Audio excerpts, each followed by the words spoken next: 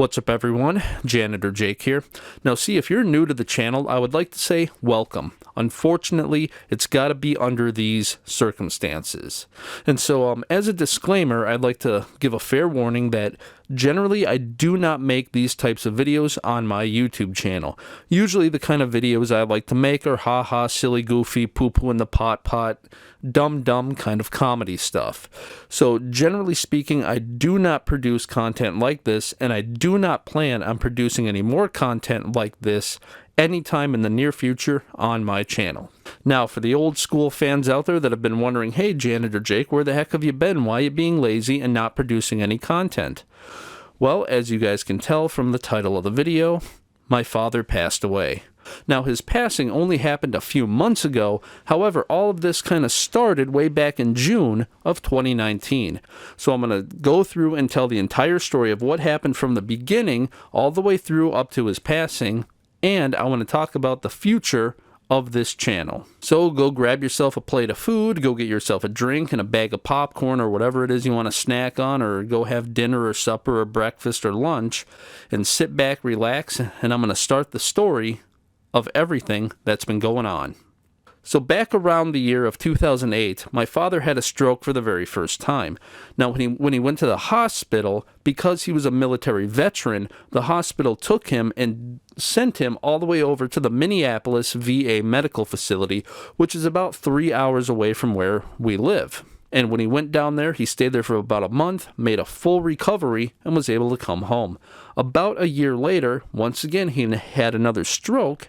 The hospital once again took him and sent him off to the VA medical facility way off in Minneapolis, Minnesota, where once again he stayed for about a month, made a full recovery, and was able to come home. He then went like 8 years or something like that without having a stroke. Well, while visiting a friend in Minneapolis, he ended up having a stroke. And so his friend called me, let me know what was going on, and we decided to go down there and check everything out, make sure everything was fine. Now, his friend grabbed him and brought him to a local hospital where they kept him and everything seemed to be going good. Except this time, the stroke was a little bit worse. He had a feeding tube in his nose because he had difficulty swallowing, and so because of that, they had to have a feeding tube in for him to get his medicine and stuff like that.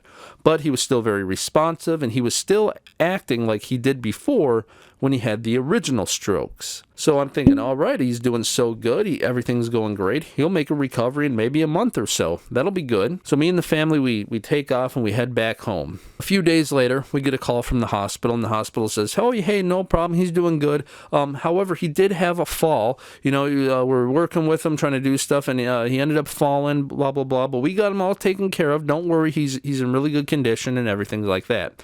The way they made it seem like was he was in bed, and because he was getting better, he was trying to walk, and maybe he fell because of that.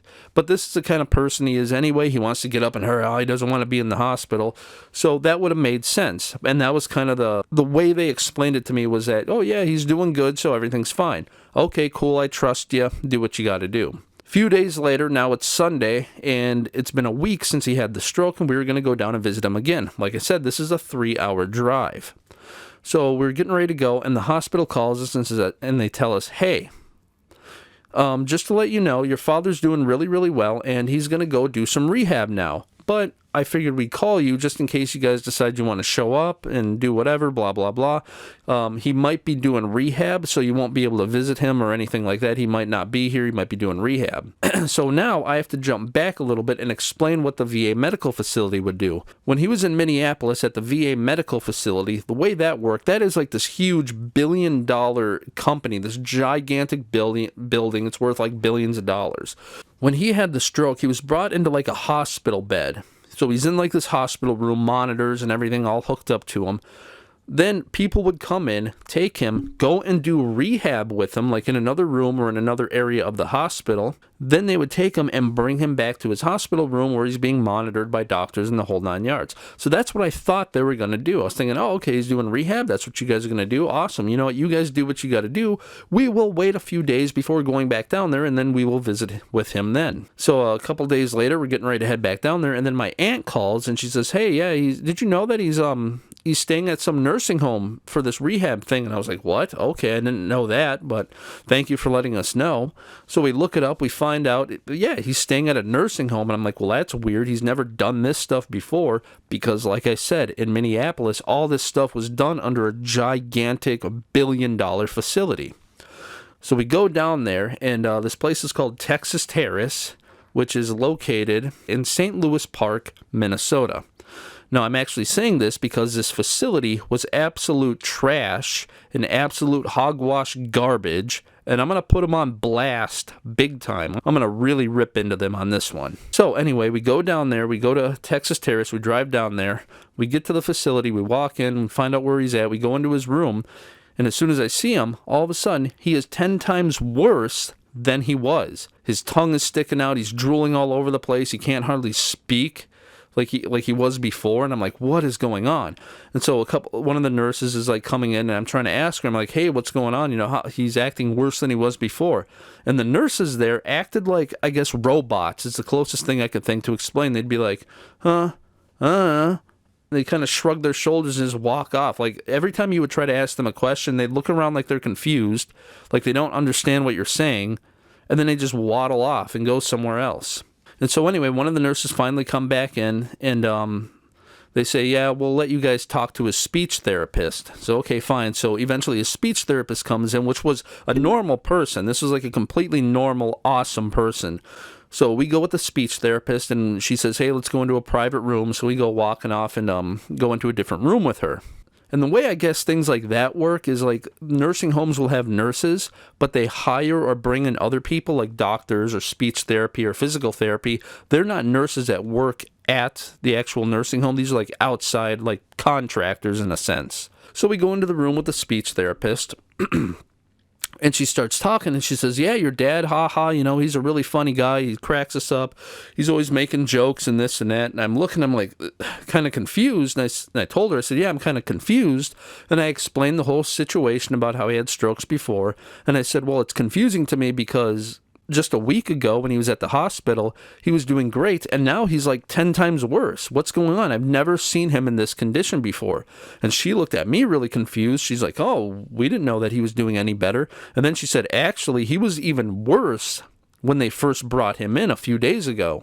And I was like, okay. So I told her what the hospital told me. I was like, yeah, the hospital said something like that he had a fall, like he was trying to get up and move around, and he ended up falling. This is why, you know, they're bringing him to rehab. And she looked at me even more confused. She was like, She's like, well, that's weird because that's not the story that we heard. And so she said that the hospital, when they brought him over there, they said, hey, we were working with him, and all of a sudden he just went unresponsive and just fell to the floor. So me and the speech therapist kind of figured out, well, what we assume happened is that while he was in the care of the hospital, he was getting better, but then he had another stroke. And instead of taking care of him, they were like, well, he was getting ready to be discharged anyway. Let's just patch him up and ship him off. So when they should have taken care of him, they're like, no, he's already good to go, just ship him away. And she even got mad about that. She said, yeah, usually hospitals around here do that. And she gets really frustrated with it because, like I said, hospitals will just take people, they'll kind of bring them in, get them kind of better, and then they'll just ship them off to a nursing home. And sometimes won't even tell the nursing home. They'll just be like, yep, there's a patient coming, have a bed ready, even though there might not be any beds available. So it gets pretty ridiculous. So I said, all right, enough is enough. Can we get him over to the VA medical facility in Minneapolis, Minnesota? That was like his main hospital, because like I said, in 2008 he had a stroke, and about a year later he had a stroke. And then actually up to that point, he would keep going down there, and I would actually go with him, and we would keep going to these appointments. So even though this hospital was like 3 hours away, that was still kind of like his main hospital. Like once a month, he would go down there for appointments, and I would even go with him sometimes, because he would have to do stuff where they have to give him some medication or do rehab with him, and he can't drive afterwards, so I would have to drive him back. And so he was always involved in that hospital, and then he was also going to a VA clinic here in the local town. So anyway, I tell her, can we get him to the VA? And she says, yeah, no problem, we can work with that. However, you will have to actually talk to the social worker named Jessica. So you'll have to talk with Jessica about that, the social worker, so you guys can work it all out. Because now, since he's at rehab at a facility, This is where things get weird. I've never done this before in my life. Never done paperwork like this, nothing. Because even when he had the stroke in 2008, it was like everything was taken care of. He had the stroke. Oh, okay. He just stayed there for like I said, a month. So I didn't have to worry about his bills or anything like that from his house. Just a month later, he was already back and he was paying everything off and taking care of business. So I never worried about paperwork. And so I go, okay, that's fine. I'll deal with Jessica, because now I'm thinking, great, he's at this nursing home. Now I have to somehow get Jessica to get in contact with the VA so they can work out an agreement to somehow get him over there so he can stay there and do rehab in the whole 9 yards. Well, it's the weekend, can't talk to her, she's not there, whatever, fine. So a few days go by, we go back down there again, and this time he's doing a little bit better, and more family is there, and so, okay, fine, we're all talking. So I talk to Jessica, the social worker, and I say, hey, can we get him to the VA? And she says, oh, yeah, sure, that's no problem. Let me look into it, and we'll get that going for you. And I go, awesome, because I told her the whole story of what was going on, and I said, hey, can we get him to the VA? Sure, no problem. We'll get that squared away. So a few days go by. We go back down there to visit him, and my aunt is there, and she was like, oh, yeah. She seemed like she was upset, and she was like, yeah, she's like, I came here, and I found him on the floor. His feet were on the bed, and head was on the floor. He was like this, face first on the floor. She didn't know what to do. She can't pick him up. He's like 220 pounds. And it's not like 220 pounds of like weight that you can pick up. It's like this body. So she can't do nothing with it. So she tries getting a hold of a nurse. She's like, hey, he fell down. Can we get him up? And the nurse is like, yeah, we'll get to him. And just waddles off. Took the nurses like 5 minutes to get everything ready. And they just kind of casually walked in the room. So he laid there for like 5 minutes. And then they casually go into the room and they're like, and they finally get him up. His nose was hurting, and his shoulder was hurting, and the whole 9 yards. I wasn't there when that happened, but I showed up. He seemed fine. He was in the chair, and he was talkative and stuff like that. Well, anyway, I talked to Jessica, and I say, hey, did we get anywhere with the VA stuff? And she says, I tried it, and they said they don't know who your dad is. I'm like, what? She was like, yeah, I called the VA, and they said they don't know who he is, so they would need his discharge papers, and they need this, they need that, and they wanted all this weird information. I have no clue where any of this stuff is. Like, they're asking his social security number, they're asking discharge papers, and all this stuff, so they're looking for really, really important paperwork that's somewhere at his house, maybe, and now I'm going to have to go and fool around with this. So I go, all right. So once again, 3-hour drive back home, and I'm sitting there thinking, okay, now I have to play Sherlock Holmes and try to figure this out, because why is the VA denying that they even know him? Because when I was down at his house taking care of his place, I checked the mail, and there was a letter in there from the VA, and they're like, oh, hey, where were you? You had an appointment with us, but you're not here. Geez, let us know where you're at. Duh. Well, that was because he had a stroke. He was in Minneapolis visiting a friend, but he was also going to go to an appointment at the VA. But he had the stroke, never made it to the appointment. So the VA obviously knows who he is. So I go to his house, and I'm digging through all this paperwork, looking for all this stuff, trying to figure everything out, getting stuff fine. A few days later, go back down to Minneapolis. Yeah, that's a lot of driving. Go back down to Minneapolis, or St. Louis Park, Texas Terrace. My bad. And I give her the paperwork, and I say, here's the paperwork. This proves he's in the VA. And she goes, okay. Well, nah, we're just going to keep him here. Since the hospital discharged him to us, he's our responsibility. We will take care of him, so we don't need to do that. And I'm like, and I'm trying to be nice about it. I'm like, well, no, I want him to go to the VA. He wants to go to the VA. She's like, that kind of crap. So I'm like, all right. Well, now I really need to figure this out, because now it's going to be a fight. She's not going to want to do it, whole 9 yards. And I do not know the rules. A lot of people might be thinking, well, Jake, why don't you just grab him and take him and go to the VA? Because I don't know how they will respond to that. If I were to just take him and just off la land and just go to the VA, my worry is that I bring him to the VA and I say, hey, he had a stroke, blah, blah, blah. They go, oh, okay, and they check him over and they go, yeah, he had a stroke, but yeah, there's nothing we can do, take him back. That's what my concern was. And so I have to have social worker to social worker, have them get together and figure it out. So now I'm like, great, now I have to go back and try to deal with all this other stuff. And so I go back home. Now I do have to back up a little bit to explain kind of the next situation. So my dad's house was actually a rental. He was actually renting a place 40 minutes from where I live. And he has a cat and stuff. And so when he had the stroke, he had the truck and everything in Minneapolis, and he had the cat with him. So I had to drive that truck with the trailer full of motorcycles and the whole 9 yards. Had to drive that all the way back, take the cat, go all the way home with him, give him food and water and whatever, drop him off, came back home.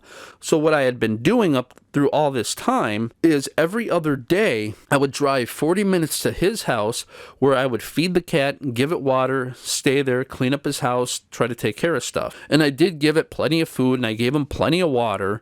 So I could, let's say I went down there on a Monday, I'd give him food, give him water, hang out, clean up the house, play with the cat, whatever, fine. Then I would leave and come home. Then I would stay home and stay here all day Tuesday, and then I would go back out there Wednesday around the morning time, and once again, and usually there'd even still be a little bit of food and some water left, but that's how it works. So every other day I would go down there, 40-minute drive every other day to feed the cat, take care of him, take care of the house, look through paperwork, check the mail.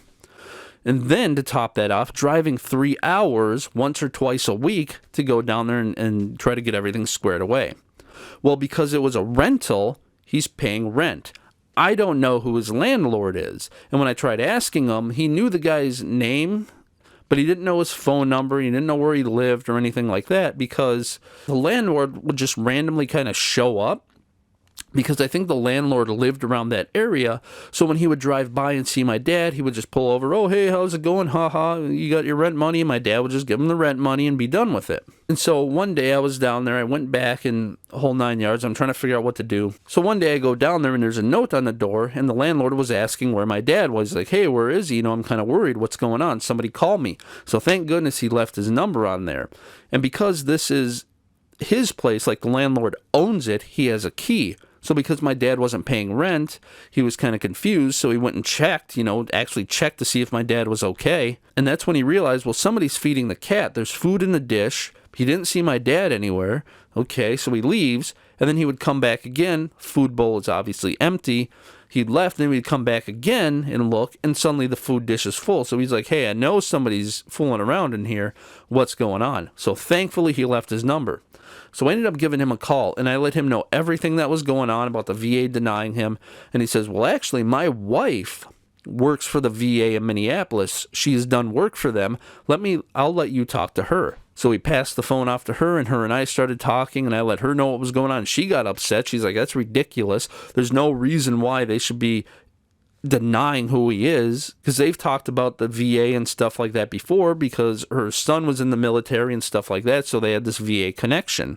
So she knows he's part of the VA. And so she says, well, here, I don't know if I'm allowed to give you this number, but here, this number is for a woman named Michelle. She's a friend of mine. Let her know that I gave you this number, and you tell her everything that you told me. And I told her that whole story. So I go, okay, cool, thank you. So I wrote the number down. By this point, it's kind of late, and so I'm not going to call Michelle. So the next day, I decided to go to the VA. It's like the local VA office or whatever in the town. And so I go down to the local VA. I go in there, and I explain the whole story to him. And I say, I just want to get him to the medical facility. And when they were in there, they almost acted like they were kind of dumb and they didn't know anything. Like, oh, well, okay. And he would try to call on the phone. I think he was trying to call the medical facility, but he kept getting voicemails. He's like, oh, I don't know what to tell you. No, I don't know what to tell you. Just hanging up the phone. And he's like, oh, I don't know, shrugging his shoulders. And so the first question that I actually asked him, I said, do you guys have him on file? Do you know who my dad is? And gave him a name and the whole 9 yards. And they type it in, they're like, yeah, he's on file here. And I'm like, so why are they denying him? And he's like, oh, no. Okay, so this is really what happens is every time I try to deal with professionals are not being professional with me. They should know these answers, but everyone's just shrugging their shoulders. And so I asked him, I said, well, can I get information, like the discharge papers? Can I get all this information so I can give it to Jessica, the one who's fighting me, and I could say, here, look, get him to the VA. And then they were like, no, that's his property, and because he's still sane, because he's not comatose, he's not in a coma or anything, he can still make decisions for himself. we can't give you that information. Thank you. Unless your power of attorney. Now, I had actually filled out a power of attorney at that nursing home in Minneapolis. When this happened, Jessica, one of the good things she actually did was say, hey, since you're not power of attorney, you should probably get this. Since this happened, let's nip this in the butt right away with him still being conscious. So we filled out a power of attorney for finances and a power of attorney for health. So that way I can make financial decisions on his behalf and I can make health decisions if need be. So I go and try to hand the VA my power of attorney for health and everything. I say, well, here's power of attorney. And they go, no, that doesn't work. You need a VA power of attorney. Okay. Thank you for keep screwing around with me. So off we go. And they said apparently you can get that over at the clinic. There's a VA clinic where my dad would actually go for appointments once in a while. Okay, fine. Thank you. So a couple days go by. I get paperwork, doing whatever. And while this is all going on, I'm trying to live my life. You know, I got to work. I got to do things too. So a few days later, I go down to the VA clinic. And I said, well, maybe these people can do something because my dad was actually a patient with them. He's been here doing stuff. They're going to know him. If I tell them what's going on, because they're an actual medical facility themselves, they might have a little bit more power to actually go and do something. So I went down there, talked with somebody, and made an appointment. Had one of the doctors come in. I went and talked with her, and I told her everything that was going on. And she got upset, and she's like, yeah, that's ridiculous. She's like, let us do what we got to do, and I'll get some paperwork started, and I'll let you know what we can find out. So fine, I go home, and I'm going to let her do her thing. So meanwhile, we're still going back and visiting with my dad and stuff. Well, one day in the middle of the week, I get a phone call, and they're like, oh, hey, by the way, we just thought we'd let you know, your dad fell out of bed again. So once again, they walked into the room and just randomly saw him on the floor. Thank you, that's amazing. So, okay, thank you for letting me know, whatever, fine. So, go back down there, visit him, and this time he had like really bad shoulder pain. His left shoulder. His left shoulder was hurting really bad, and he had never had shoulder pain up to this point. And also, one of the other big problems was that this was in the middle of summer, right basically like in the Minneapolis area, right smack dab in the middle of summer. And it is hot. Like every time we went down there, it was like well over 100 degrees. The thing is, living in northwest Wisconsin, my dad hates hot weather, and he's used to more of the cold, cool, fall type of weather. And he gets overheated really badly. Here's the big issue. There was no air conditioning in that building whatsoever. And so when we would go to visit him, he looked miserable. His lips were all cracked, and he was always sweating and just looked absolutely miserable. And I remember going there one time, and I'm like, hey, can we get a fan in here? And the nurse was like, and like went and waddled off and ended up, finally, the idiot actually found a fan and was able to get it in there. And we're trying to blow the air on him, and it's like, whatever. I don't know what else to do because the VA is apparently working with it, so fine. So time's passing. And then the VA clinic calls me, and the woman that I talked to, she says, hey, she's like, yeah, so I called down there at Texas Terrace and talked to Jessica and asked to get his medical files. So what happens, from what I gather, what needs to happen is, since he's at the nursing home, they have medical files on him. Before he goes somewhere else, the place that he's going to requests those files. They need to take all the files from the hospital and from the nursing home, package that all up, and ship it off to the VA. Once the VA gets the paperwork, then they can bring him in. So the doctor woman or whatever, she said, we asked for that paperwork, and they said, okay, they'll fax it over, but we haven't received anything. So when I was down there talking to her, this had been like 2 weeks. 2 weeks had gone by since I talked to her. I haven't heard anything. And she calls me back, and this is when she says, hey, sorry it took so long, but here's what's been going on. So she has been requesting the paperwork from Texas Terrace, and she keeps saying, hey, can we get this paperwork? And they're like, yeah, we'll do it. And then they just don't do it. So, okay, this is getting out of hand. And so, like I said, he had a feeding tube up his nose, but they're actually going to prep him for surgery because they don't want it in his nose all the time. They're going to put it in his stomach. So they're going to have him go and do surgery. So during that time when he was going to go and do surgery, me and Keisha went down there, and we were going to try to nip this in the butt. And I said, okay, instead of screwing around let's actually go to the VA medical facility themselves. So we go, while he was getting surgery done, we hurried up, went down to Minneapolis, went to the VA, and I went and sat down with one of the women at the desk to talk to them about, hey, how can I get my dad in here? Told her the entire story of what's going on. I say, what can we do to get him in here? And she says, oh, well, here's some paperwork. You're going to have to fill this paper out and get all this information, and then we need his medical files from where he's at right now, or at least the hospital. Because she said, you don't have to worry about the medical files from the nursing home as long as you get the files from the hospital that he was at.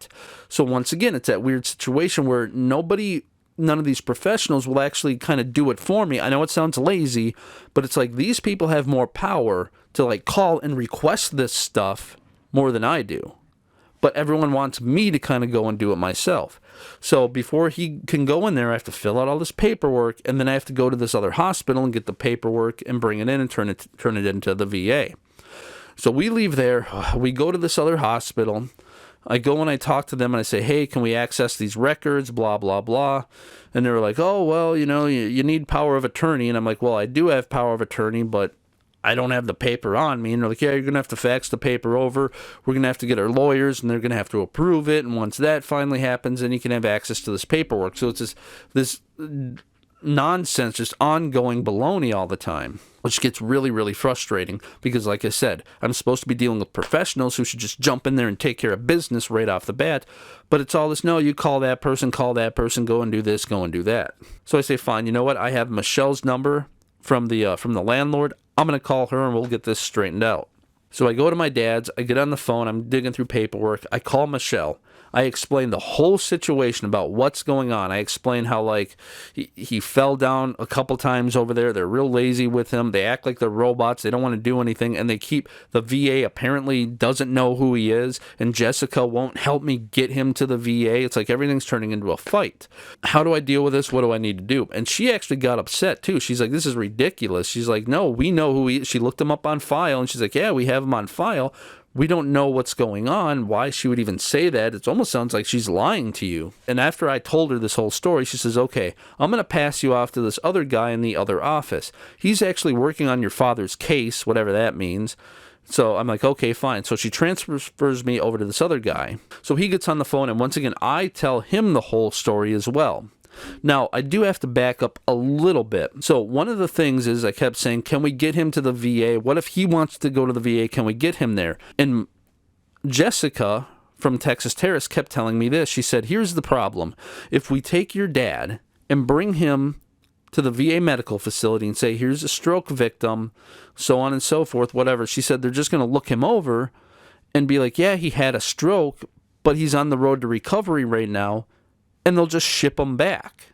So they won't actually keep them. So now she's got me worried that, yeah, if I take them down there, they might just look them over and be like, yeah, okay, fine, and ship them back. Well, I did not want that to happen. So I need to make sure that he can go there and actually stay there. So I'm talking to this guy, and I let him know that I said, I don't want him getting turned away. Will they accept him at the VA? And the guy says, hey, you know what? I'm not really sure. Let me call my supervisor, and I'll call you back.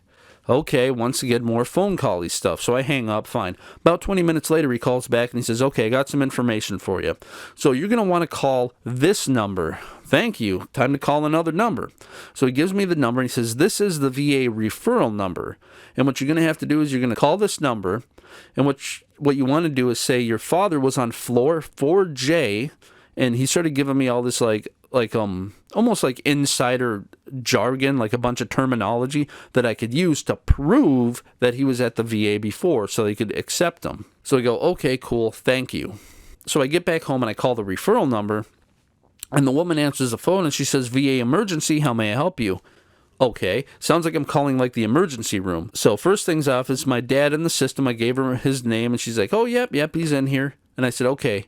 Here's what's going on. And I proceeded to tell her the entire story. However, here's where it gets interesting. When I said he was at a hospital and the hospital discharged him to a nursing home, as soon as I said that, she interrupted me and said, well, wait a minute, why was he discharged to a nursing home? And I said, oh, for rehab. They wanted to send him to rehab, so they put him in a nursing home. And she says, no, why didn't the hospital bring him here? Why did they bring him to a nursing home? I'm like, I don't know. I guess that's where they thought he should go. And she's like, no, no, no. And she got really upset, and she said, that's not what's supposed to happen. She says, if hospitals receive a stroke victim who happens to be a veteran, they are federally obligated to send that victim over to the VA medical facility. And if they can't send them right away, they have to at least call them. Within 72 hours, they're supposed to bring them to the VA medical facility, or at least tell them so they can go and pick them up and take them to the facility themselves. So she was like, oh, okay, go ahead. And so she seemed really upset that they would do that. So I proceeded to tell her the whole story. And I said, I don't know what to do. Jessica's fighting me. She doesn't want to send them out. And she says, okay, here's what you need to do. You need to call Jessica and tell her to call us so we can work together and get the paperwork thing figured out so he can come over here. So once again, she won't actually call Jessica. It's got to be me calling her and then Jessica calling her. It's like, that's ridiculous. It would be so much easier for me to give her Jessica's number. She could call Jessica and bam, right away take care of it. But nope, it's got to be me doing all this garbage. So, okay, fine. Get off the phone. I call Jessica. I tell her, I say, hey, the VA wants him over there, but you need to call them so they can get the paperwork. And she says, okay, no problem. We'll do that. Unfortunately, this is a Friday, so I hang up the phone. It's like 3 o'clock on a Friday afternoon. Okay, fine, whatever. So I let the weekend go. Monday comes, I call Jessica back on the phone. I say, hey, how's it going, big guy? So, how's the VA thing going? Did you get a hold of them? Well, I tried, and I just got voicemail, and I left a message, and no one's gotten back in touch with me. Okay, cool, thanks, big dog. So I hang up the phone. Call the referral number again. I'm like, all right, this is ridiculous. Call the referral number. This time a guy answers, and I tell him the whole story again. However, once again, like the woman, I said, as soon as my dad was brought from the hospital right to the nursing home, he interrupted me and said, why would they do that? I said, I don't know, for rehab. And he says, no, that's not supposed to happen. Hospitals are federally obligated to send a stroke victim, if they're a veteran, to the VA medical facility. So he got upset about that too. So he says, okay, continue. So I tell him the story, and I tell him about the phone calls and doing this and doing that, about others screwing around with us, and I'm getting bounced around here, bounced around there. And he says, all right, hold on. He says, here's the deal. You're getting screwed around way too much. Everyone's just throwing you in this big loop. Here's what you need to do. However you can do it, get your family together, friends, whatever. You just need to go and get your dad and physically bring him to the VA medical facility. However you can do it, just bring him in. Bring him in right to the emergency room, because this is where we are. This is what he's saying. He's saying, this is where we are. The number you're calling is the emergency room. He said, all you have to do is bring him in here, and whoever's working at the desk, whether it's me or somebody else, you just bring them here, and you tell them exactly what's been happening. Everything you told me, you tell them. And I said, okay, my main concern is that I bring him in there, you look him over, slap him up a bit and go, yeah, he's fine, and you kick him off to me, because I can't take care of him because he's on a feeding tube, he can't walk, I don't have a hospital bed, my house is not set up for a hospital or a nursing home. He said, yeah, don't worry about that. He says there's some weird situations and stuff, but he's like, with your situation, no, if you're bringing us a veteran and he cannot be taken care of, we're not just going to kick him out and leave him stranded there with no one to take care of him. No, just bring him in and we will take care of him and get everything situated as long as you tell them what's going on. And so, like I said, while all of this chaos has been going on, this was going on for like 66 days. So while I'm going down there, 3-hour drive there, 3-hour drive back, meanwhile, in between all this, every other day, I got to drive 40 minutes to his house, take care of the cat, 40 minutes back, and this and that. And I still have to pay rent on his house. Now, he did give me, when he first had the stroke, he was like, here, take my debit card so you can go and pay off all the bills and do what you got to do. So I would use that, go to the ATM, whatever, and get some money out, and I just kept paying off the rent. So that's what I would do. Okay, cool. And so paying off his rent, paying off his house, taking care of the cat, doing all this, trying to take care of my life, and then driving 3 hours down there and 3 hours back, fooling around with all this paperwork garbage. So finally, I get a hold of Chris, and I say, hey, can you give me a hand with this? I don't know. Let's try to plan this out, and let's take care of business. Can you come with me on a Saturday, and we can get him, take him from the nursing home, and just go? Our plan was that we were going to go down there, go in there. I wanted to do it on the weekend because I wanted to stay away from the social workers. I didn't want the social workers there because I know they're going to fight me. If I can go in there like with my chest puffed out, acting like a full-blown professional, almost acting like a lawyer in a sense, because I figured if I approach this like a professional or approach it like a lawyer in a sense, they're going to be I want them to feel intimidated to where they actually do what I tell them to do. Now, I do have to back up a little bit. Before I actually brought him over there and we were still trying to figure out this paperwork thing, I went down there because we were going to get him to the VA no matter what. So me and Keisha go down there, and I walk in there with my chest puffed out like a lawyer, and I have all this paperwork, and I stop at the front desk, and I say, yes, I need the medical paperwork for my father, blah, blah, blah. And they're like, they didn't know what to do. They're like, okay, and they call a number, and they're like talking to somebody, and like, yeah, somebody's requesting paperwork. So around the corner comes this guy, just, like he's going to do something, like he's really going to do something to me. So he comes over, he's like, yeah, can I help you? What's going on? And I told him, I said, okay, so here's the deal. And I started playing a little bit nice like this because he's already ready to fight. So I go, yeah, well, here's what's going on. We're trying to get him to the VA, and I actually explained the whole story to him. And I said, that's his main hospital, but they want his paperwork. I'm just trying to get his paperwork. And he was like, oh, okay. So he comes he's like, here, follow me. And I follow him, and we go off, and he's all happy. And we go off into like this room where there's like just files everywhere. And he goes in there and he tells the woman, he's like, oh, pull the files for yada, yada, yada. And we're going to get those ready, get those printed off, and we will ship them off to your house. Okay, cool, thank you. I would have rather had them give them to me there, but they couldn't do it then, apparently. They have to make sure all the paperwork is there, and then fax it, print it, do whatever. And they were going to put it in an envelope and actually mail it to my house when it was all finalized. Well, of course, I never got it. Still to this day, I haven't received that paperwork. And that's pretty much, like I said, how Texas Terrace was. This terrible nursing home in St. Louis Park. Anytime you would ask them for paperwork, no, they won't do it. And if you ask them for help with anything, they all shrugged their shoulders and acted like they didn't know what was going on. So anyway, back to where we were. So the plan was me and my friend Chris, a.k.a. Chris K, the film guy, we were going to go down there. Once we get down there, we're going to talk to the woman at the front desk and say, hey, we're going to take him to the VA medical facility. Can we get transportation? Because she obviously is going to have the numbers for this stuff, so she could pull up, get transportation, they can come, pick them up, and we can go over there. So I go and talk to her, and she says, well, you have to talk to Jessica about this. So she actually calls Jessica's home phone number. She calls, I talk to Jessica, I say, hey, they want to take them, but we need transportation. Can you call transportation? She says, yeah, no problem. I'll call back in a bit. Hangs up the phone. Chris, meanwhile, is outside trying to Google and look up different transportation things. So 20 minutes later, Jessica calls back and she says, boy, you know what? I tried calling all these places. I called like 100 places and no one is available until Monday. So I'm sorry, you're going to have to wait until then. Okay, cool. Thanks, you big idiot. Hang up the phone. So I go outside and I tell Chris, I say, I don't know what to do. Because meanwhile, my mind is like, I'm so focused on all this other stuff. I'm like, I don't know what to do because we need to find transportation. Now, you figure this would be easy.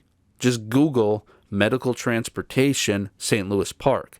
But we weren't getting any results. We were getting a bunch of weird crap, like buying vans and stuff. I'm like, I don't want to buy anything. We don't have the money for that. So anyway, Chris was fooling around, and he ended up finding a number, called it. He was talking to them on the phone, and all of a sudden he's like, okay, they'll be here in 40 minutes. Holy smoke. Okay, awesome. So I go in, let them know what's going on. I'm like, yep, they're on their way. They'll be here in 40 minutes. Need to get them ready. So to make the long story a little bit shorter, they go and start getting him ready. Meanwhile, Chris and I go out there, and the guy shows up, and I have to say, hey, can you wait a little bit? Because we have to have him provide a wheelchair, which he did. He had a wheelchair. So the transportation company provided the wheelchair. I took that wheelchair and said, hey, we got to get him ready. Is it okay? And he was cool. He was like, yeah, no problem. Take your time. Do what you got to do. So we go in there, and they're trying to get my dad ready, and they can't get him ready. He's in there thrashing around because, like I said, he had that shoulder pain. Well, these stupid nurses are like robots, and they're just grabbing and yanking on his arm. Like, come on, let's go. And he's yelling out in pain and stuff like that. It got to where one of the other nurses, the woman that was at the front desk, is trying to help. She actually looked over at me and almost like, can you help? Like, I don't know what to do. Can you help? So I had to go in there. We actually had the other stupid nurse get out of the way so I could get in there and be like, no, this is how you do it. I now have to teach a nurse how to be a nurse, and I've never had any medical training experience, nothing like that. But I know nonsense poo-poo when I see it. So I go in there, we get that one nurse out of the way, I get my hand under him, okay, ready? Okay, 3, 2, 1, let's set him up, get him up, get everything ready, fine. And we finally get him in the wheelchair, everything's good to go. wheel him out, get him into the transportation vehicle, and we take off. I start telling this transportation guy everything that's happened, the entire story, because it was a little bit of a drive to get to the emergency room. So I tell him everything that's going on, and I proceed to tell him, I'm like, yeah, like they said that they called all these transportation people, and no one said anything. They said they couldn't get a hold of people, and this and that. And the transportation dude was like, well, that's weird. He says, we are like the main transportation for that nursing home. He says, so that nursing home, he's like, yeah, we get calls all the time from this nursing home to come down here and pick patients up and go to the medical facility and this and that. He's like, we never got a call from her. He's like, so I don't know why they would say that. We're like the main company. He's like, that's ridiculous. And then he started saying stuff like, yeah, he's like, you know, a lot of these nursing homes don't want to get rid of patients because they want the insurance money and so on and so forth. So we end up finally getting him over to the VA medical facility. And here's where it gets funny. This transportation dude was like way more helpful than anyone I had dealt with up to this point. We wheel him in there and everything's fine, but he needs his wheelchair back. Well, we can't just pick up my dad and just hold him up in the air while the dude takes his wheelchair back. So I asked the dude, I said, hey, you know, can you be patient? You know, can you wait around here while I do this? Because I have to explain the story to them, let them know what's going on, and then they need to get the doctors and the medical equipment so they can, you know, use a lift kit or whatever to get him from that wheelchair into bed or at least into another wheelchair. And he says, yeah, no problem. You know, he says, I am kind of running late on time, but, you know, do what you got to do. Cool, thank you. So once again, I go up to this person in the emergency room and I explain to them the entire story about what's going on. And they say, oh, okay, yeah, no problem. We'll get the doctor and they'll be out here and whatever. So we go and we're in the waiting room now. I have to find an ATM to try to get money off of the debit card. So I go and I'm doing that. I come back and the guy's like, man, he's like, you know, he's like, I actually have to get going here. He's like, I hate to do this, but I really do have to get going. I don't know how we can do this. There was wheelchairs that you could use, so this got ridiculous. So we pulled over another wheelchair. No one was around to really do anything, and so we just decided, well, I guess all three of us can try to manhandle him and pick my dad up and put him in the wheelchair. Like I said, there's an issue because now my dad has a sore shoulder. So this guy, like, never met us before until today, gets on one side of my dad, Chris gets on the other, and I grab my dad's feet. 3, 2, 1, we lift him. Of course, he starts yelling out in pain because his shoulder is getting yanked on.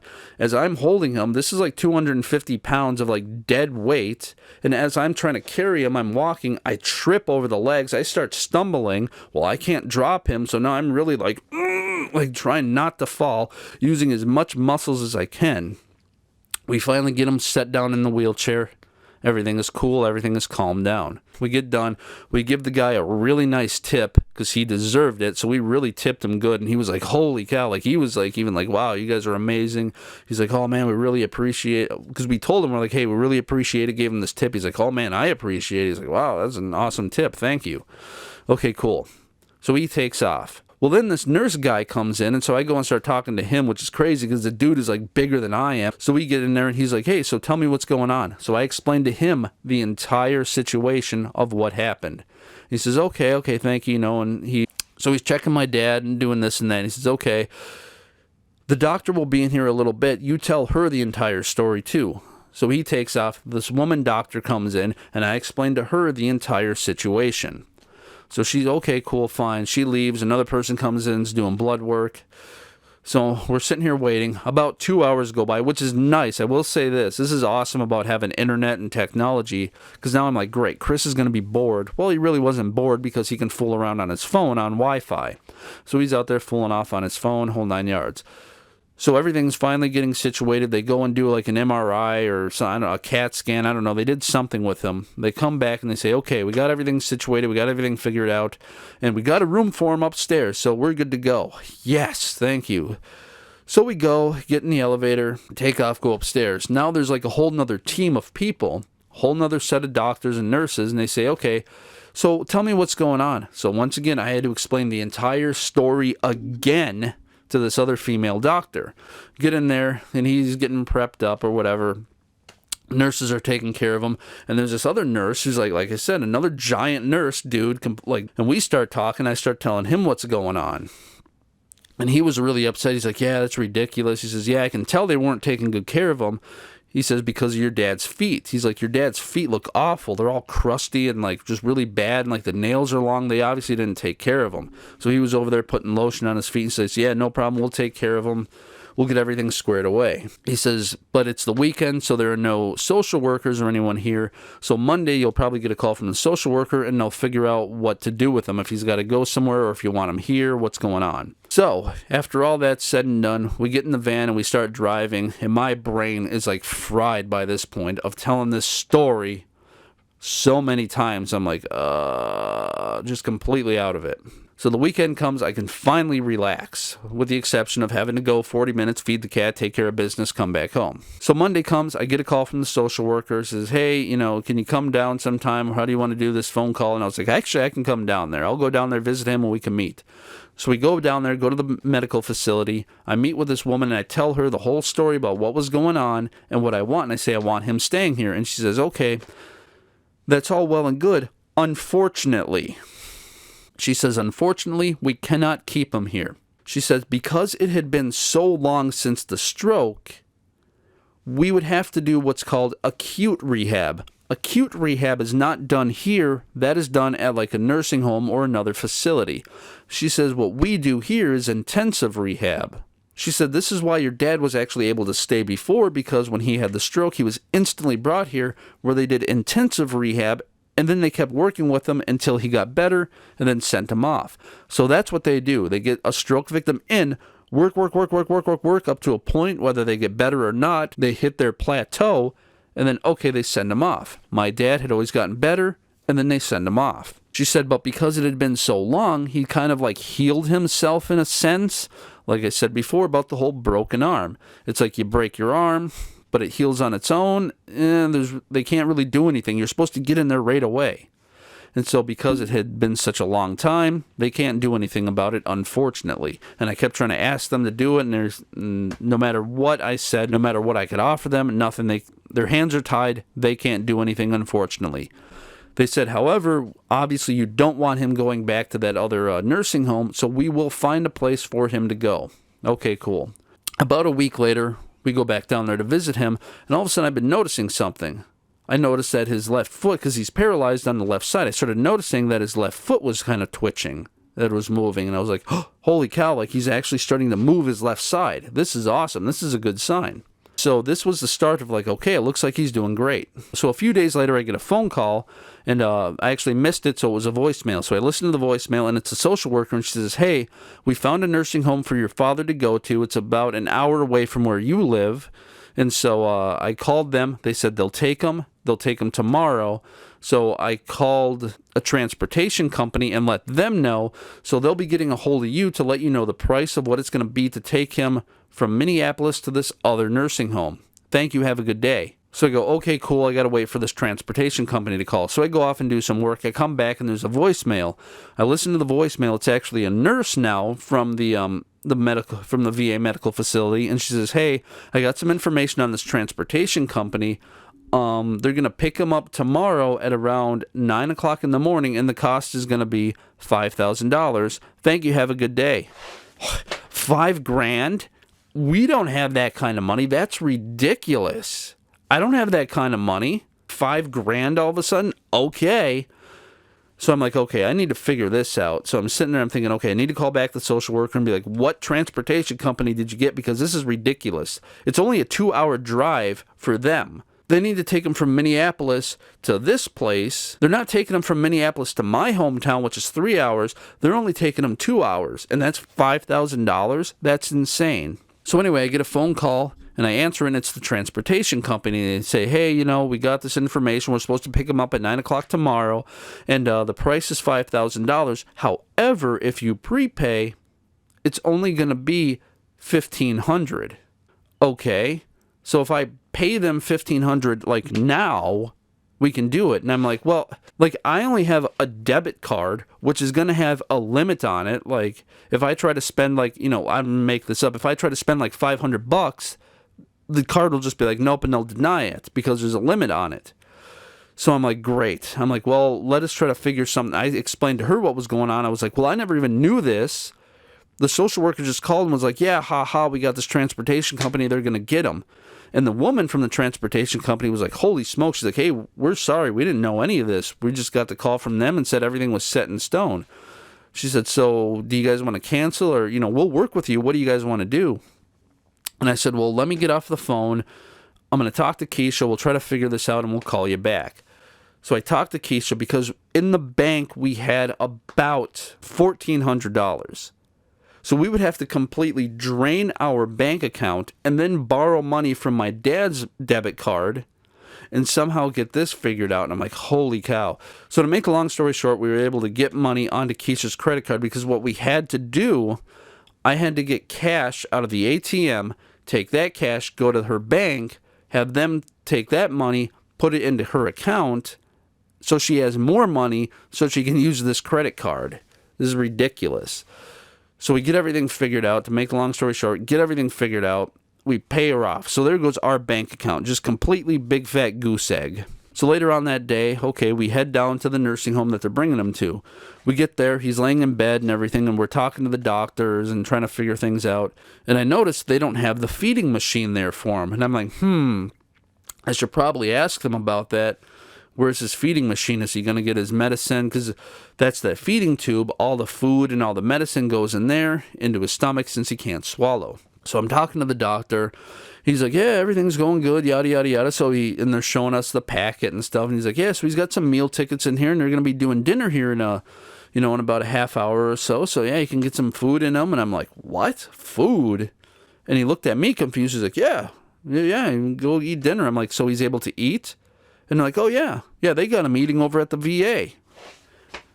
Okay, so he's been in this nursing home, Texas Terrace, in St. Louis Park, Minnesota, for 66 days. Has not been able to once move his left side or swallow or eat food or anything like that. The VA gets him for 10 days. He's already starting to move his left leg, and he's able to actually eat food. Granted, it's got to be chopped up, and it has to be like he can't drink thin liquids. It has to be thick liquids, so they put a thickening agent in the water so he can swallow it, but he can eat food and swallow. So I'm like, this is ridiculous. This is awesome, but it's ridiculous. This is why I wanted him at the VA to begin with. So I say, okay, cool, we're on the road to recovery. Awesome. So then I go and I meet with the social worker because we're supposed to be figuring out Medicaid. She's like, okay, let's get this Medicaid figured out so, you're not paying stuff out of pocket.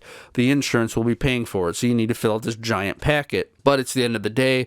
I'm going to be going home. So we're going to get the packets together and then we can meet together, next week. Because this was a Friday. She says, we can meet together next week and go over this. Okay, cool. So next week comes, we go back down there. And it turns out the social worker just quit. She's like, yeah, I'm done. I'm going to go work somewhere else. So now they don't have a social worker, but we still need this paperwork done. So I'm talking to the front desk person, like, hey, how do we do this paperwork thing? Blah, blah, blah. They get their finance person over. So me and this finance woman, the woman who does the actual finances, she should know all this stuff. We sit there and we fill out the entire paperwork, and they're asking for all this weird information, all this stuff. So once again, I have to go back digging through paperwork. So we get all this stuff. After a while, after time passes, I get everything. We turn it all in. About a week later, they get it back saying, no, it's wrong. You need other information. Great. This happened like about 4 or 5 times where we kept writing all this stuff out, turning it in, and they kept returning it. During all this time, they even finally got a new social worker. So it was me, the social worker, the businesswoman, and we even had like another woman in there helping to try to figure out all this paperwork. We would all fill it out together, send it in, and they kept sending it back saying, no, you're missing information. So it kept turning into, once again, another fight. Well, to make a long story short, we finally get all the paperwork settled in, and now he's going to get Medicaid. However, now the bill has been racking up. So now I'm like, great. This is just absolutely wonderful because I've been using his debit card to pay for his house. Now suddenly I'm going to have to start paying rent on his house and so on and so forth. Well, now the issue is that there's going to be a bill coming in. And so one of the things is you have to write down, does he have any bills? I'm like, well, yeah, he has a house for rent, so he has to pay house rent, he has to pay water, he has to pay electricity, he has to pay all this stuff.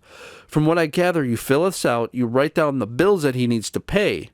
So then what will happen is Medicaid or the state of Wisconsin or whatever will take that into account and say, okay, whatever money he needs for bills will stay in his account. Whatever is left over, even if it's only like $1, that's what you give to us. Everything else will go to his bills.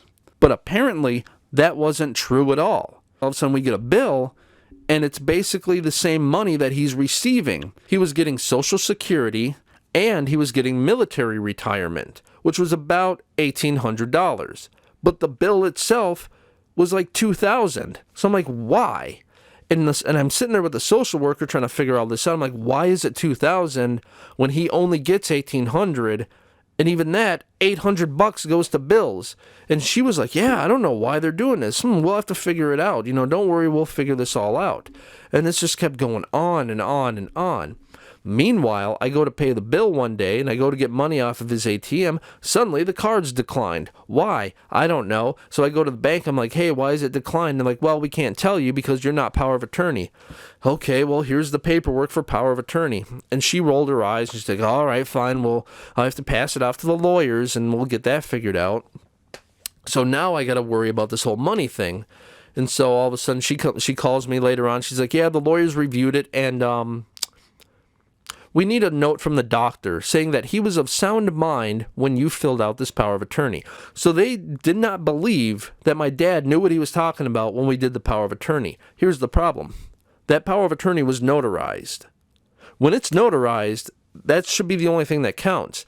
I filled it out, my dad filled it out with the person there, like the witness, watching the thing, and they notarized it saying this is an official document, and you ship it off. The bank was like, no, we don't believe it. We think you're frauding us. Okay, so now I have to get like a weird doctor's note. So I call Texas Terrace and I say, hey, can the doctor write a note? And Jessica's like, no, we can't. Your dad's not a patient here, so we can't write a note. Even though it has nothing to do with that, I just need the doctor to say, hey, because this is all past tense. I'm like, no, I just need a note from a doctor saying, yeah, he knew what he was talking about. Duh. But she was like, no. Okay, thank you, you big dum-dum. Hang up the phone. Now I'm trying to figure out, great, I can't access any of his money to pay bills, so now not only do we have to pay bills at our place, we have to pay bills at his place too. And I'm like, this is getting ridiculous, and this is getting out of hand. So I told the social workers and everyone what was going on at the nursing home, and we just decided, let's just redo all the power of attorney. So I redid all the power of attorney because, like I said, the power of attorney before was from Minneapolis, which is in Minnesota. So I have Minnesota power of attorney. So I said, fine, let's redo it with Wisconsin. So I redid all that Wisconsin power of attorney stuff. And what's funny, as soon as I turned that into the bank, she was like, okay, you're good to go now. But I still can't access the debit card. Like, his debit card was declined, so he needs a new one. But it's in his name, even though I'm power of attorney, it can't be me. I'm like, well, that's fine. Give him the debit card. I just need to use it. And she's like, no, it doesn't work that way. Okay. But here's where it gets goofy, was she said, I can just take money out. So I can just be like, oh, give me $1,000 right now. And they'd be like, okay. So anyway, that all finally got fixed. So I was able to finally get some money to pay bills. But here's where it gets ridiculous because, like I said, all that money's got to go to the nursing home. So we are just getting bombarded financially by this point. Like $5,000 for this, $1,500 for this transportation, and now all this bills, and this, I'm like, holy smoke, this is ridiculous. And once again, it's still like an hour drive down there and an hour drive back.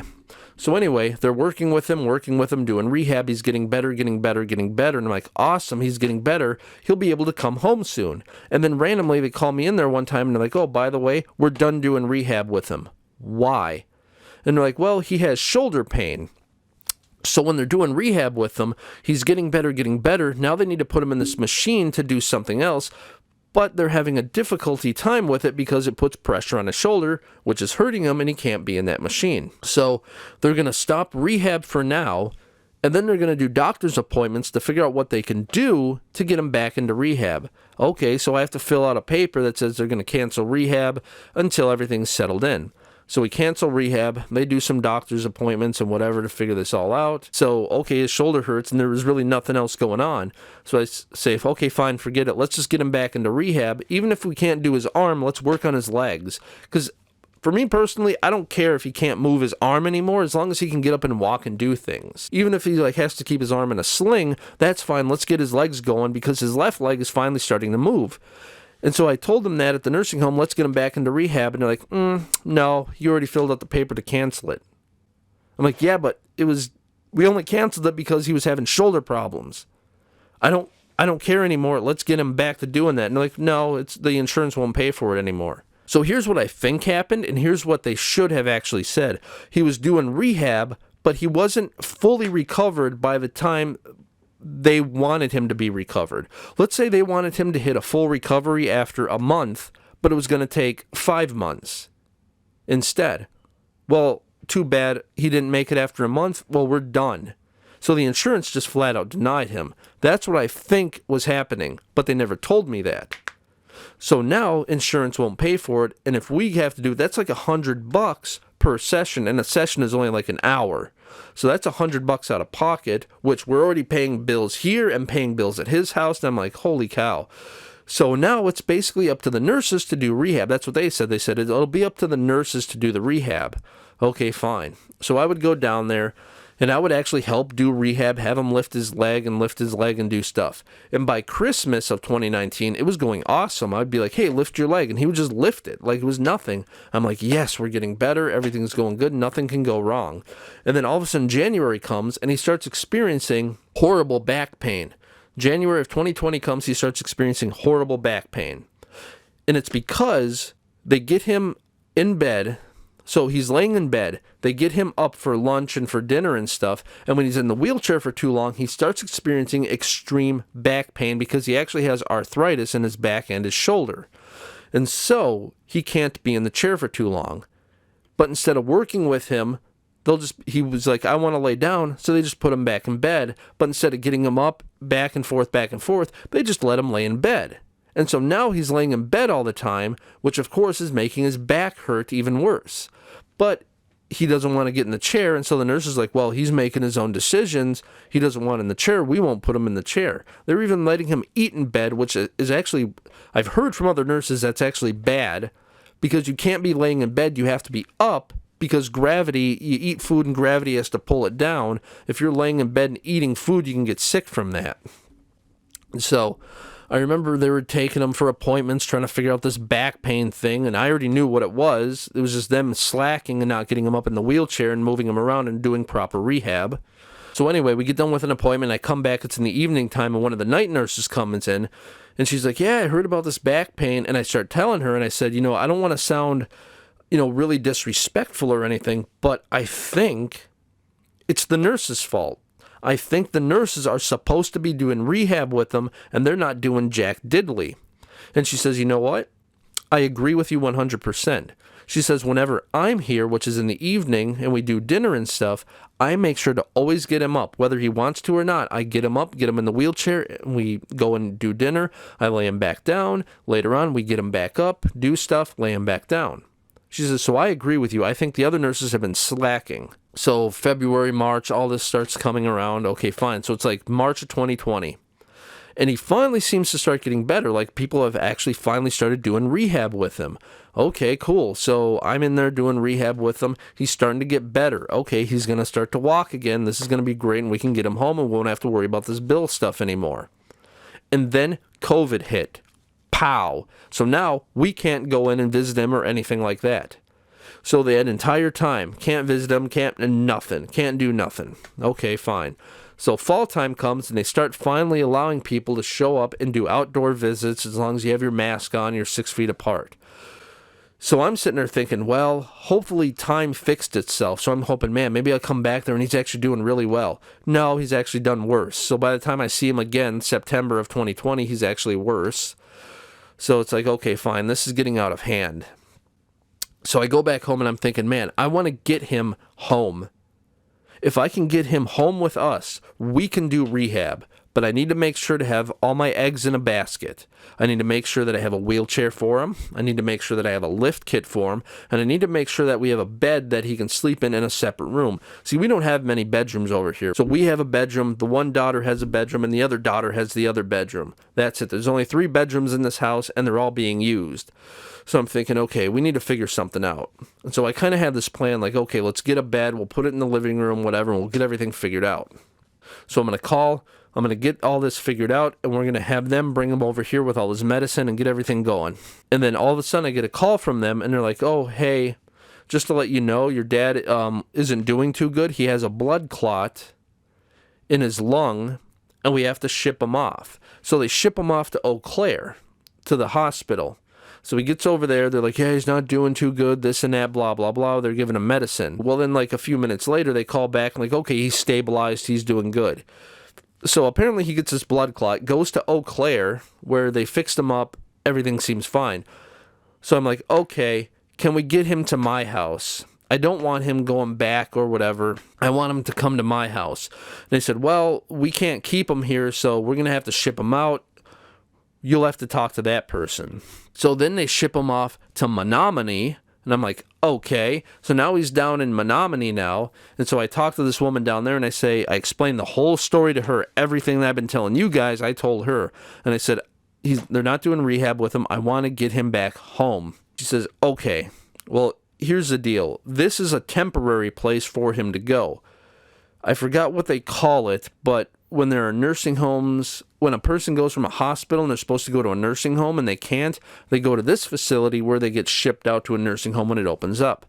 Well, here's the issue. The nursing home he was just at, that was an hour away, somebody got COVID over there, so they won't accept him back. So now he's stuck over here, and I say, okay, can we get him to my local town then? Is there any way we can do that? So make the long story shorter, she has transportation. She says, hey, we found a place in your town. They will accept him. We're going to ship him off over there, and you can talk to them about bringing him home. Okay, cool. So they get him over there. I call the local nursing home here in town, and I say, hey, here's what's going on, and here's what I want to do. I have nothing against you guys, but nobody's been doing rehab with him. I want him home so we can do rehab, but I need to make sure that I have everything in order. So I go out and bought a wheelchair. I go out and I buy the lift. And so I'm talking to the nursing home and trying to figure all this stuff out. And they say, okay, well, that's no problem. Here's what we'll do. There's actually a company where they do in-home health care. So the way they explained it was that they can bring my dad, drop him off. Meanwhile, so as soon as they drop him off, nurses will be coming in and out like an actual nursing home. Except instead of me paying the nursing home, I pay whatever it is, the state of Wisconsin, and they pay these nurses. So in a sense, they're turning my home into a nursing home. So 24 hours a day, 7 days a week, there'll be like 2 nurses coming in, working 8 hours, leaving, another 2 nurses coming in, working 8 hours, and it's just going to be this nursing home. Okay, that sounds great. So we'll have everything squared away. So I'll be here for rehab, but they'll be here for, changing him and bathing him and doing all this other stuff, and I can help, but, these are professionals. I'll let them do what they need to do, and so on and so forth. So we get everything situated. Everything's fine. The nurses call me, and they're like, hey, we'll be down there, blah, blah, blah. They drop my dad off, and then here's 2 nurses. So we get him, we bring him into the house, everything's fine. So it's me, Keisha, my dad, and the 2 nurses. Okay, we're finally home. Everything's going to go good. I start talking to the nurses, and they're like, okay, so yeah, everything's fine, so I guess we'll see you guys in a couple weeks. What are you talking about? And I start telling them what I was told. And the nurses said, oh, we don't do that stuff. And the nurses say, no. What happens is we come in here when he's here, we make sure that, you have all his proper paperwork, and then once a week we will send out a physical therapist, and then once a week we will send out an occupational therapist. But otherwise, you guys take care of everything. So now I have to give him his medicine. I have to bathe him. I have to change him. I have to do all this other stuff. And I'm like, okay. So off they go. And we don't even have his medicine. We only have the paperwork. So we have to go and get the medicine. So I'm like, okay, this is ridiculous. So Keisha took the paperwork. She takes off and goes to town to get the medicine. So I'm here with my dad. So he's in bed. The nurses thankfully helped me get him in bed because I've never used a lift kit before. So they kind of showed me how it works. So we get him, laid him in bed. Everything's fine.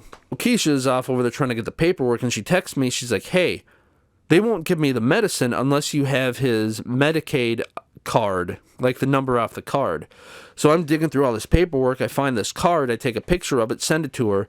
And she texts me back and she says, no, apparently that's the wrong one. What the heck? So now I have to call the nursing home back and talk to this other woman. So I call the nursing home back, talk to this woman. I say, hey, they're refusing to give us the medicine. You guys obviously got the medicine. What can we do? How do you guys get it? And she says, okay, let me call down there and we'll get everything figured out. So she had to call, try to give them a bunch of numbers. And then she called me back and she said, yeah, this is ridiculous. She said, I finally got it all squared away. They're getting the medicine ready for him. She says, but yeah, this is ridiculous. They're requesting all this weird information. So anyway, Fine. Keisha gets the medicine and comes back. So here is where it gets really rough. So it's pretty much just me because it's my dad, not Keisha's dad. So I don't want her to feel obligated to really have to help other than, help me get him out of bed. So now the way my life is going is, okay, it's the evening time. So we get him up out of bed. So Keisha and I go, wheel in this, and he's in our room now. So we wheel in the lift, which is ridiculous because we don't have a medical bed. So it's really hard to mess with. Medical beds are up off the floor so you can slide the lift under. Ours isn't. It's closer to the floor, so we have a hard time getting it under the bed. So anyway, we get him up into the wheelchair, wheel him out. We give him supper. We watch a movie. Everything's fine. He has his medicine. Now we go and lay him back down. And now I'm thinking, okay, well, before he goes to bed, I have to change him. I have never done this before in my life. I have never changed a human being. If you're a nurse and you're like, well, it's nothing, screw you. You need to get busted in the head. You are a trained professional. You know how to do this crap. A layman like me who has never done this, this is hard and this is ridiculous. If you are trained for this, this is easy. So forget you big idiot, if you're going to sit there and be like, oh, easy. No, you're dumb. So here's the thing, without diving into detail, it's kind of funny because that actually wasn't hard. Like the cleaning them up, for some reason, I'm glad of this, but it just never affected me. I wasn't like, trying to puke or anything. I just was like, oh, okay, clean them up. It was like just cleaning up a mess. Like, oh, there's a mess on the floor, clean it up. It wasn't bad for me, so I was able to get him cleaned up. The hard part was trying to move him around because it's not a medical bed, and we don't have a shower set up that he can just like be wheeled into the shower. We have a tub, and it's like, I don't know how we're going to do this. So I'm trying to clean him up and wipe him down and, clean him off with like wipes. And I'm like, this is ridiculous. So it took me like an hour to clean him up. Plus it's me by myself. And when nurses do this at a nursing home, there's at least 2 or 3 of them that are doing this. And so I'm doing this by myself. Fine. We get him cleaned up, back up. We eat some, whatever, ice cream, whatever. Now time for bed.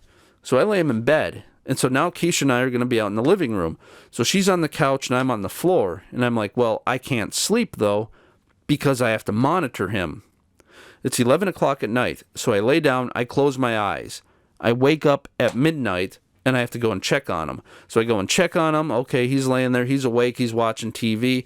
Okay, fine. I go back, close my eyes, wake up at 1, go back and check on him. Okay, he's sleeping. Okay, fine, he's breathing, everything's good. Okay, cool. I leave, sleep for another hour, get back up and go and check on him. Now he's awake and he's thirsty, so he wants a drink. So now I got to go over. I'm dead tired. I am fried. Now I have to go over, get my arm under him because it's not a medical bed that I can raise. I have to get my arm under him and physically lift him up, hold him up so he can actually drink without choking himself to death. So he drinks, has a couple drinks. Okay, cool. I take the pop, lay him back down. Holy smoke. And now he wants to talk, and so he's talkative, and we're talking, watching TV, and I'm just like, I go and lay back down again, whatever, fine. Every hour on the hour, wake up. Now it's 7 o'clock, everyone's awake, everyone's all chipper and all happy, and now I'm just dead tired. Well, now we got to get up. Now I get him up. Now I got to change him. So once again, change him, clean him up, get him ready, get up, eat breakfast, lay him back down, so on and so forth. And now I'm like, I don't know what to do. I got to work. I have to cancel work. I have to take off of work to do this. And I'm like, I don't know what to do. This is ridiculous. That was how my life was. Getting him up in the morning, afternoon, evening, eating back and forth as a single person doing it by myself with no help from any nurses, nothing, in a non-medical facility. I was fried, and I'm like, I can't take this anymore. I need to work. I can't work. I'm destroyed mentally. I'm destroyed physically. This is ridiculous.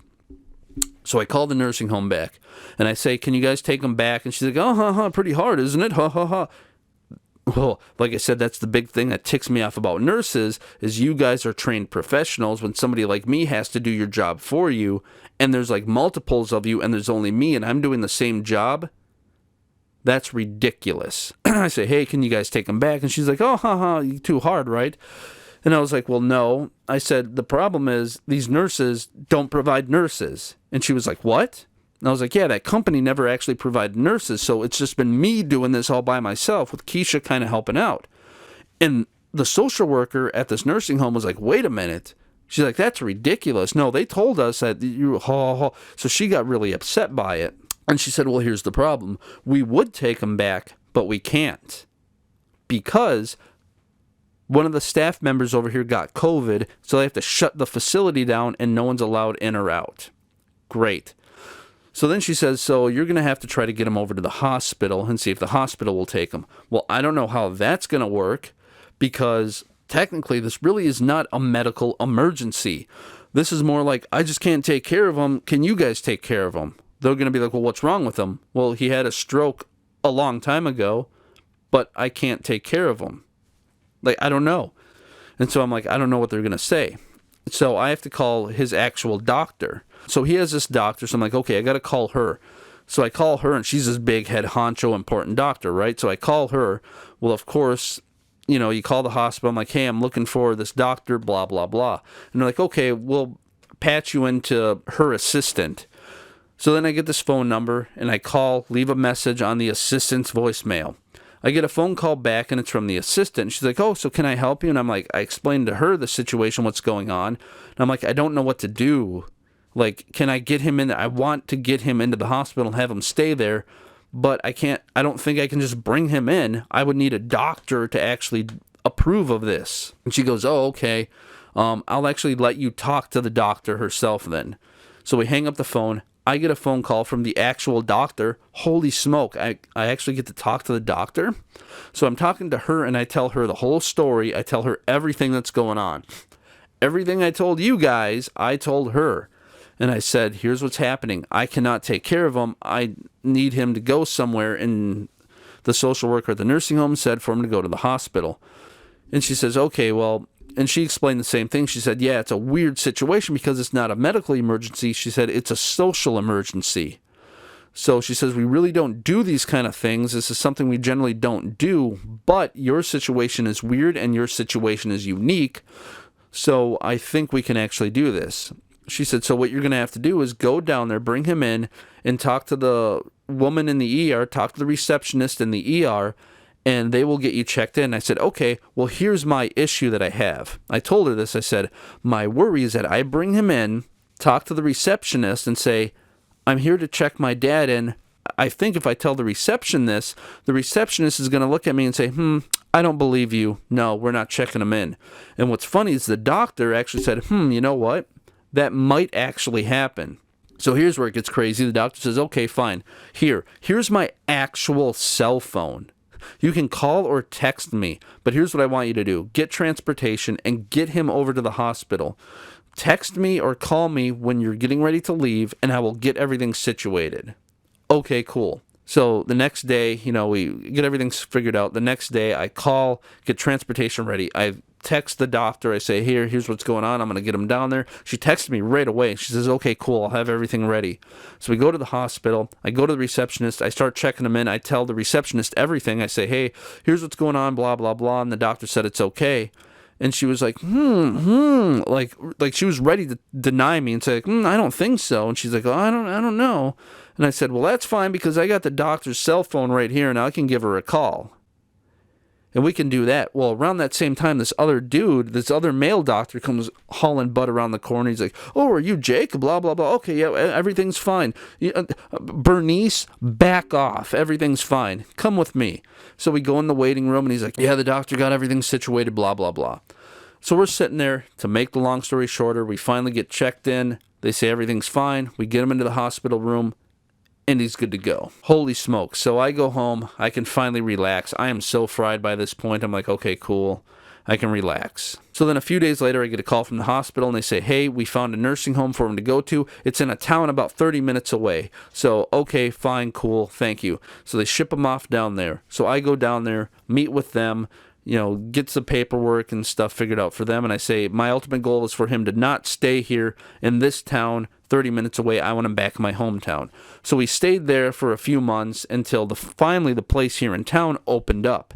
So I finally get him out of there. We bring him back, and now everything is finally stabilized here. Except now, like I said, we're financially destroyed, and I'm thinking, okay, I guess he's just going to be in the nursing home from now on. So I can't afford this house and his house and all this stuff. Plus, he has storage units with motorcycles in them.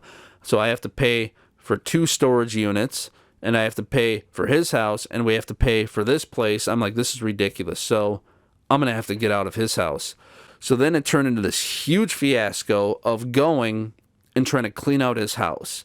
So I'm trying to clean out his place. I have to get another storage unit in his town so I can take his stuff and go and put it in that storage unit to get everything ready, because I just need to get out of his house so I can quit paying that monthly rent. Well, thankfully, his niece, my cousin, was moving from Minneapolis and needed a place to stay, and she's like, hey, I'll take over his house, as long as you get it cleaned up and everything. So I'm working all summer doing this, doing that, and doing this. Meanwhile, I started my own audio and video media production business, and I started doing audio broadcast engineering at a local radio station. So I'm busy doing that, making money, trying to go down there 40 minutes, clean up his house, back and forth between storage units, going all the way down to this other town that's like another 30 minutes away to pay the rent on that storage unit, going into this other town 40 minutes away, paying rent on that unit, coming back here, working on my business, working on stuff, trying to go and do rehab with him. And I'm like, this is insane. This is insane. And so this is pretty much why I had to kind of cut back Janitor Jake. I'm like, I can't handle this right now. I have to clean up his house, figure out all the storage unit stuff, and the whole 9 yards. So we finally get that taken care of. My cousin got the house and said she'll take care of the cat. Don't worry about it. So that was a huge weight lifted off my shoulders, because now I don't have to go back down there every other day to take care of the cat. So the storage units are there, fine, whatever. Everything is taken care of. Okay, cool. And so I'm finally getting everything settled in. And then November 4th of 2021, my father passed away at the nursing home. Now, I was actually there. They called me beforehand and said, hey, we don't think he's doing too good. You should probably come in. So I remember going in there. He seemed like he was doing okay. And then I left, went home. Went to bed at like midnight. They called me at like 4 o'clock in the morning and said, hey, he's not doing too good. You probably come in. So I went in. I was there from 4 in the morning, there all day, and family was there and so on and so forth, and I was there with him. He seemed very peaceful, though. Like, he wasn't in pain like he always was before. This time he was at peace. He was just kind of laying there, really relaxed. They had him on morphine and stuff like that, and they said, talk to him, whatever, and fine. He could understand and things like that. And so he did finally eventually pass away, but I was there by myself. I actually held his hand and I was talking to him as he finally passed away. So I'm glad I was there for him when he finally went. And so once he went, it was finally like, okay, this is going to sound really mean and really disrespectful, but now that he's gone, it's almost like all this paperwork, all this chaos finally went boom and just settled down. Now it's the finalization. Okay, now we can finalize paperwork, meaning I can finally get rid of the storage units, because a lot of that stuff, I kept a lot of the stuff that I wanted, stuff from my childhood, but there's other stuff that he had picked up and whatever, just randomly over the years. So I'm finally trying to get rid of all that. And so now it's the finalization of getting rid of that stuff, getting rid of some of the storage units, doing whatever, and now I have to finalize the paperwork. Now the final paperwork is, number one, he got Social Security, so now I get a paper in the mail from Social Security and they're saying, hey, our condolences, we heard about this, but you could be a beneficiary, fill this out. Here's the problem. I was never written off as a beneficiary on anything. He never had anything taken care of. He had Social Security, but I wasn't a beneficiary, so I have to fill out a paper to get that figured out. And that's ridiculous, because they're asking for all sorts of lawyer, cryptic type of wording. So he gets Social Security, and then he also gets a thing called DFAS, which is like Department of Finances or something like that, some military retirement thing. Well, once again, they said, fill out this paper and you could get some money for it. Okay, fine, but once again, it's all weird, cryptic stuff. And then they ended up freezing his bank account, so I can't access his account to help pay off the funeral. So the funeral itself was like 10 grand. And now I have to fill out a thing called transfer by affidavit in order for me to unlock his account. I've never done this before, and I'm like, holy smoke, this is crazy. And once again, this is all weird lawyer cryptic writing. And so time passes, I'm filling out paperwork, filling it all out, and I send it all in. And it gets sent back. The affidavit gets sent back like, no, something was wrong. The notary notarized the wrong spot. You got to do it again. And every time I do this, I got to send it in. It causes chaos. Plus, I have 2 other brothers who they have to be involved in it, but they don't really want to be involved in it. And it's like that causes a whole nother monkey wrench in a basket, poo-poo nonsense, a bunch of chaos. So, okay, fine. To make the long story short, I'm doing all this paperwork, I get it all sent in, and now it's the waiting game. Just today, they finally said the affidavit went through, he can pull out his money, which wasn't a lot, it was like $800. And when you're dealing in the realm of like 10 grand, $800 ain't jack diddly. Let me tell you that right now. So it was like $800. Well, that's finalized, his bank account is shut down, I got the money, that's fine. But now I got to wait on Social Security, and now I have to wait on defense military retirement, so now it's a matter of twirling my thumbs and just waiting. So hopefully Social Security will go through, hopefully I get some money, and hopefully the DFAS goes through, and hopefully I get some money. But now it's kind of the waiting game, and now everything is kind of settled down. And finally, I have all this weight kind of lifted off my shoulders. Like I said, now I can kind of relax and just wait. And as something comes in, I can nip it in the butt. Which leads me into what I said earlier. The future of this channel. Because, like I said, this is why I could not focus on doing Janitor Jake stuff. Because I'm dealing with all this stuff that I just told you. Going to the nursing homes and going to the VA and trying to get the paperwork and this and that and going over here and going over there and going over that way and going over this way and going up that way and coming back this way. This is insane. So I had to go on a sabbatical and not even look at Janitor Jake stuff. And so now, what's the future of this channel? What do I want to do now that things are settled down? Well, here's what I want to do. I want to come back full force. That's my plan. My plan is to come back full-blown, hardcore, Janitor Jake style. I want to get back into doing my old school Janitor Jake videos. I want to continue on with the American Gaming Geeks. I want to continue on with my other channel, Janitor Jake Plays, and I want to get my Patreon going, which I have a future podcast that'll be uploaded to that. So I actually have a whole bunch of stuff that I want to do. So yes, I am not deleting the channel. I am not going to be quitting the channel. Now that I finally have freedom, I want to really start diving into it and really get it going. Now that I actually finally have some time to actually do this. So a lot of you might be wondering, well, wait a minute, I didn't even know about these other channels. So yes, there's my regular Janitor Jake videos, and then Chris K. the Film Guy and I have that other channel, the American Gaming Geeks, where we sit down and play through video games until we beat them. And then I started another channel called Janitor Jake Plays. That is where I'm playing through every single video game I own in order of release, and that is for a future Janitor Jake video that I want to do. Meanwhile, there's also the Overthink Tank, which is a channel that Chris K. the Film Guy has been working on that I am a co-host of.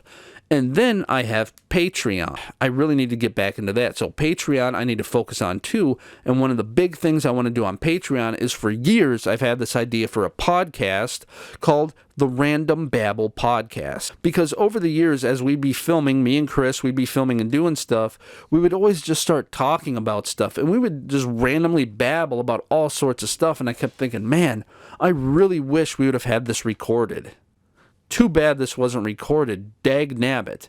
And that's when I thought, well, let's get a podcast going. Why not? So that's what I want to do. So my plan is to now fully come back into it. I've currently been editing the next Janitor Jake video. This video was supposed to have been out a long time ago.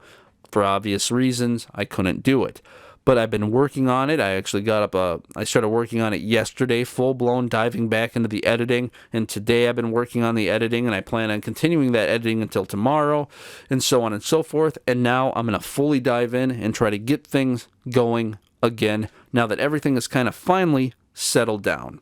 Really, the only thing now that I'm waiting on is trying to get this money and trying to pay off the bills that I'm going to owe, and so on and so forth. But otherwise, that's kind of more calm. I can deal with that.